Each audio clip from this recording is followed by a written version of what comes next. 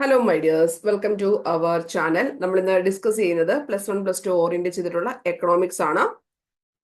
എല്ലാവർക്കും നമ്മുടെ വീഡിയോയിലേക്ക് സ്വാഗതം. ആദ്യമായിട്ട് കാണുന്നവരുണ്ടെങ്കിൽ എൻ്റെ പേര് സിജി ബിജു എന്നാണ്.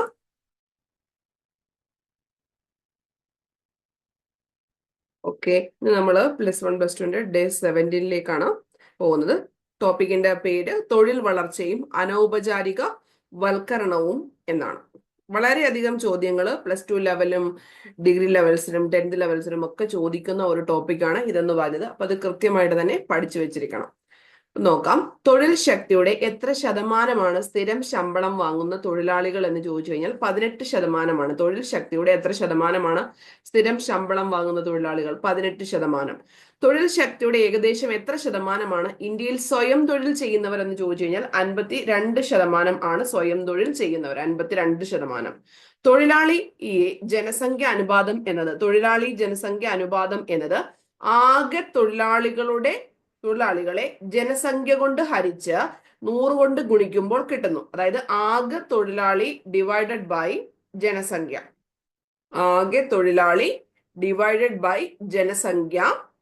ഇൻറ്റു 100 എന്ന് പറയുന്ന സംഭവമാണ് തൊഴിലാളി ജനസംഖ്യ അനുപാതം. ആകെ തൊഴിലാളിയെ ജനസംഖ്യ കൊണ്ട് ഡിവൈഡ് ചെയ്ത് 100 കൊണ്ട് ഗുണിക്കുമ്പോൾ കിട്ടുന്ന വാല്യൂ ആണ് തൊഴിലാളി ജനസംഖ്യ അനുപാതം. ഇനി മൊത്തം തൊഴിൽ ശക്തിയുടെ 90% അധികം പേരും ജോലി ചെയ്യുന്നത് ഏത് മേഖലകളിലാണെന്ന് ചോദിച്ചു കഴിഞ്ഞാൽ അസംഘടിത മേഖലകളിൽ ആണ് മൊത്തം തൊഴിൽ ശക്തിയുടെ 90% അധികം പേരും ജോലി ചെയ്യുന്നത്. ഇന്ത്യയിലെ തൊഴിൽ ശക്തിയുടെ എത്ര ശതമാനം പേർ പുരുഷന്മാരാണ് എന്ന് ചോദിച്ചു കഴിഞ്ഞാൽ 70% ആണ് തൊഴിൽ ശക്തിയുടെ പുരുഷന്മാർ എന്ന് പറയുന്നത്. 70. ഒരു രാജ്യത്തെ തൊഴിൽ സാഹചര്യം വിശകലനം ചെയ്യാനുള്ള സൂചകം ആണ് തൊഴിലാളി ജനസംഖ്യ അനുപാതമാണ് ഒരു രാജ്യത്തെ തൊഴിൽ സാഹചര്യം വിശകലനം ചെയ്യാനുള്ള സൂചകം എന്ന് പറയുന്നത്. ഉയർന്ന തൊഴിലാളി ജനസംഖ്യ അനുപാതം സൂചിപ്പിക്കുന്നത് തൊഴിലിൽ ജനങ്ങളുടെ ഉയർന്ന പങ്കാളിത്തം ആണ് ഉയർന്ന തൊഴിലാളി ജനസംഖ്യ അനുപാതം സൂചിപ്പിക്കുന്നത്. അടുത്തത്, വിദ്യാഭ്യാസത്തോടൊപ്പം കൈത്തൊഴിൽ ഉൾപ്പെടെയുള്ള പലതരം തൊഴിലുകളുടെ പരിശീലനത്തിന് ഊന്നൽ നൽകിയത് മഹാത്മാഗാന്ധി. വിദ്യാഭ്യാസത്തിനോടൊപ്പം കൈത്തൊഴിലും പ്രാക്ടീസ് ചെയ്യണം എന്ന് പറഞ്ഞു. വരുമാനത്തിന് വേണ്ടി ശാരീരികമോ മാനസികമോ ആയ ആയാസത്തെ പറയുന്ന പേരാണ് തൊഴിൽ. അത് ശാരീരികമാവാം മാനസികമാവാം, ഇൻകമിന് വേണ്ടിയിട്ട്. അതാണ് തൊഴിൽ എന്ന് പറഞ്ഞത്. സാമ്പത്തിക പ്രവർത്തനങ്ങളിൽ ഏർപ്പെട്ടിരിക്കുന്ന എല്ലാവരെയും അത് ഏത് അളവിലാണെങ്കിലും അറിയപ്പെടുന്നത് എന്താണ്? തൊഴിലാളികൾ ആണ്. സാമ്പത്തിക പ്രവർത്തനങ്ങളിൽ ഏർപ്പെട്ടിരിക്കുന്ന എല്ലാവരെയും അറിയപ്പെടുന്നത് തൊഴിലാളികൾ എന്നാണ്. ഇന്ത്യയുടെ തൊഴിൽ ശക്തിയുടെ എത്ര ശതമാനം താൽക്കാലിക കൂലി തൊഴിലാളികൾ എന്ന് ചോദിച്ചു കഴിഞ്ഞാൽ 30% താൽക്കാലിക കൂലി തൊഴിലാളികൾ. 30% താൽക്കാലിക കൂലി തൊഴിലാളികൾ. നിർമ്മാണ തൊഴിലാളികൾ ഏത് കൂലി തൊഴിലാളി എന്ന കാറ്റഗറിയിൽ ഉൾപ്പെടുന്നുണ്ട്? താൽക്കാലിക കാറ്റഗറി. ഇപ്പൊ നിർമ്മാണ തൊഴിലാളികൾ താൽക്കാലിക കൂലി തൊഴിലാളി എന്ന കാറ്റഗറിയിലാണ് ഉൾപ്പെടുന്നത്. പൊതുവെ എല്ലാ സാമ്പത്തിക പ്രവർത്തനങ്ങളെയും 8 വ്യത്യസ്ത വിഭാഗങ്ങളായിട്ട് തരംതിരിച്ചിരിക്കുന്നു. എത്ര വ്യത്യസ്ത വിഭാഗങ്ങളായിട്ടാണ് തരംതിരിച്ചിരിക്കുന്നത്? സാമ്പത്തിക പ്രവർത്തനങ്ങളെ 8 ഭൂരിഭാഗം തൊഴിലാളികളും തൊഴിലിന്റെ മുഖ്യ ഉറവിടം എവിടെയാണ്? പ്രാഥമിക മേഖലയാണ്. വികസനത്തിന്റെ 2 സൂചകങ്ങൾ എന്ന് പറഞ്ഞത് തൊഴിലിന്റെ വളർച്ചയും മൊത്തം ആഭ്യന്തര ഉൽപാദനത്തിന്റെ വളർച്ചയും ആണ് വികസനത്തിന്റെ 2 സൂചകങ്ങൾ എന്ന് പറഞ്ഞത്. വികസനത്തിന്റെ 2 സൂചകങ്ങൾ എന്ന് പറയുന്നത് തൊഴിലിന്റെ വളർച്ചയും മൊത്തം ആഭ്യന്തര ഉൽപാദനത്തിന്റെ വളർച്ചയും കൂടെ ചേർത്തിട്ടാണ്. അടുത്തത്, ഇന്ത്യയുടെ 60 വർഷത്തെ ആസൂത്രിത വികസനം ലക്ഷ്യമിട്ടത് തൊഴിലിന്റെയും GDP-യുടെ വളർച്ചയിലൂടെയുള്ള സമ്പദ് വ്യവസ്ഥയുടെ വികസനമാണ്. തൊഴിലും GDP-യും കൂടെ ചേർന്നിട്ടാണ് 60 വർഷത്തെ ആസൂത്രിത വികസനം ലക്ഷ്യമിട്ടത്. ഓക്കെ, ഒന്നുകൂടെ പറയാം. താൽക്കാലിക കാറ്റഗറിയിലാണ് നിർമ്മാണ തൊഴിലാളികൾ വരുന്നത്. സാമ്പത്തിക പ്രവർത്തനങ്ങളെ പൊതുവെ 8 തരംതിരിച്ചിരിക്കുന്നു.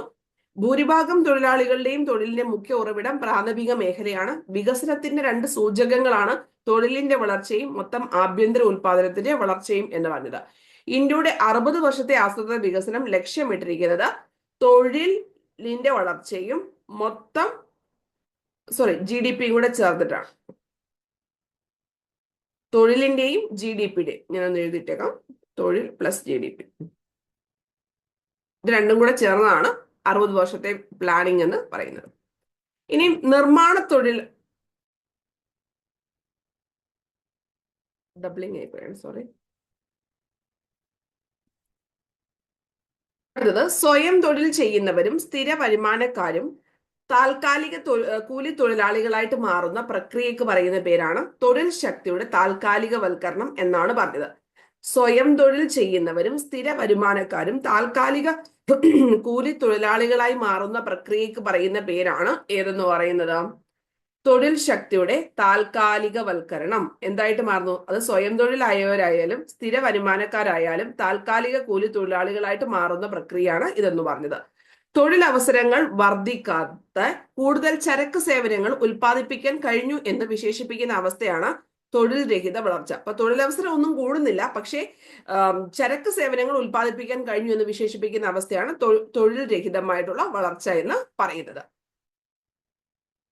1950 മുതൽ 2010 കാലഘട്ടത്തിൽ തൊഴിൽ വളർച്ചയുടെ എത്ര ശതമാനം ആയിരുന്നു എന്ന് ചോദിച്ചു കഴിഞ്ഞാൽ 2% ആണ്. തൊഴിൽ വളർച്ച എത്ര ശതമാനമാണ് 1950 2010 കാലഘട്ടത്തില്? 2%. ഇന്ത്യയിലെ തൊഴിൽ ശക്തിയെ രണ്ടായിട്ട് തരംതിരിച്ചിരിക്കുന്നു. ഔപചാരിക മേഖലയെന്നും അനൗപചാരിക മേഖലയെന്നും രണ്ടായിട്ട് തരംതിരിച്ചിരിക്കുന്നു. സംഘടിത മേഖല എന്നറിയപ്പെടുന്ന തൊഴിൽ മേഖലയാണ് ഔപചാരിക മേഖല എന്നറിയപ്പെടുന്നത്.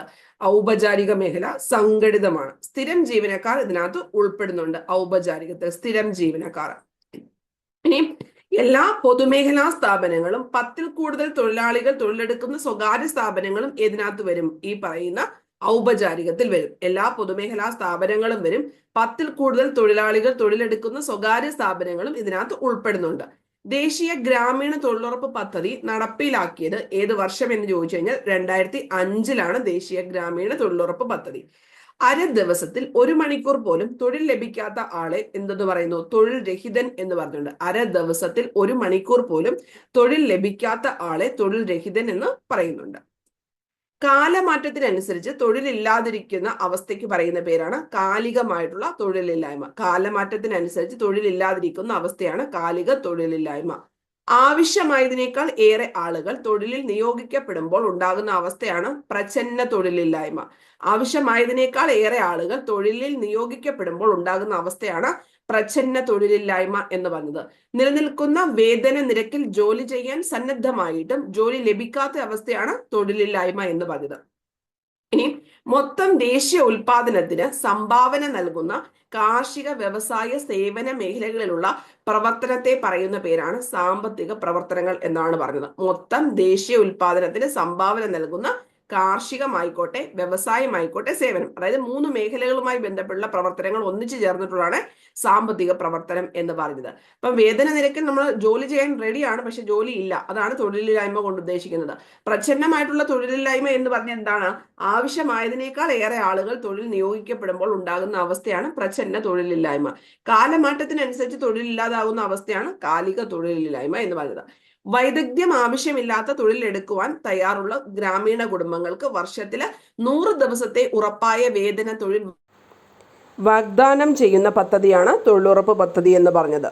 അടുത്തത്, തൊഴിൽ ലഭ്യമല്ലാത്തത് കൊണ്ട് തൊഴിലെടുക്കാത്തവരും എംപ്ലോയ്മെന്റ് എക്സ്ചേഞ്ച് മുഖേനയോ ബന്ധുക്കളും സുഹൃത്തുക്കളും മുഖേനയോ തൊഴിലുടമകൾക്ക് അപേക്ഷകൾ നൽകിയോ നിലവിലുള്ള സാഹചര്യത്തിലും പ്രതിഫലത്തിലും അന്വേഷിക്കുന്നവരും ഉൾപ്പെടുന്ന സാഹചര്യമാണ് നാഷണൽ സാമ്പിൾ സർവേ ഓഫീസ് തൊഴിലില്ലായ്മയെ നിർവചിച്ചിരിക്കുന്നത്. എങ്ങനെയാണ് നാഷണൽ സാമ്പിൾ സർവേ ഓഫീസ് തൊഴിലില്ലായ്മയെ നിർവചിച്ചിരിക്കുന്നത് എന്ന് ചോദിച്ചു കഴിഞ്ഞാൽ, തൊഴിൽ ലഭ്യമല്ലാത്തത് കൊണ്ട് തൊഴിലെടുക്കാത്തവരും എംപ്ലോയ്മെന്റ് എക്സ്ചേഞ്ച് മുഖേനയോ ബന്ധുക്കളും സുഹൃത്തുക്കളും മുഖേനയോ തൊഴിലുടമകൾക്ക് അപേക്ഷകൾ നൽകിയോ നിലവിലുള്ള സാഹചര്യത്തിലും പ്രതിഫലത്തിലും തൊഴിൽ ചെയ്യുന്നതിനുള്ള സന്നദ്ധത അറിയിച്ച് തൊഴിൽ അന്വേഷിക്കുന്നവരും ഉൾപ്പെട്ട സാഹചര്യമാണ് തൊഴിലില്ലായ്മ കൊണ്ട് ഉദ്ദേശിക്കുന്നത്. നമ്മൾക്ക് ഇപ്പം ഡേ 17 ആയതേ ഉള്ളൂ, എന്നിട്ട് പോലും +1 +2 കണ്ടന്റ് നമ്മൾ 400 ക്വസ്റ്റ്യൻസ് കടന്നിരിക്കുകയാണ്. ജസ്റ്റ് 7 ചാപ്റ്റർ ആയപ്പോൾ തന്നെ. അപ്പോൾ നിങ്ങൾക്ക് ആർക്കെങ്കിലും ജോയിൻ ചെയ്യണമെന്ന് താല്പര്യമുണ്ടെങ്കിൽ ജസ്റ്റ് 199 രൂപ മാത്രമേ ഉള്ളൂ. എല്ലാ ദിവസവും അതിൻ്റെ പോൾസ് അവൈലബിൾ ആയിരിക്കും, PDF അവൈലബിൾ ആയിരിക്കും,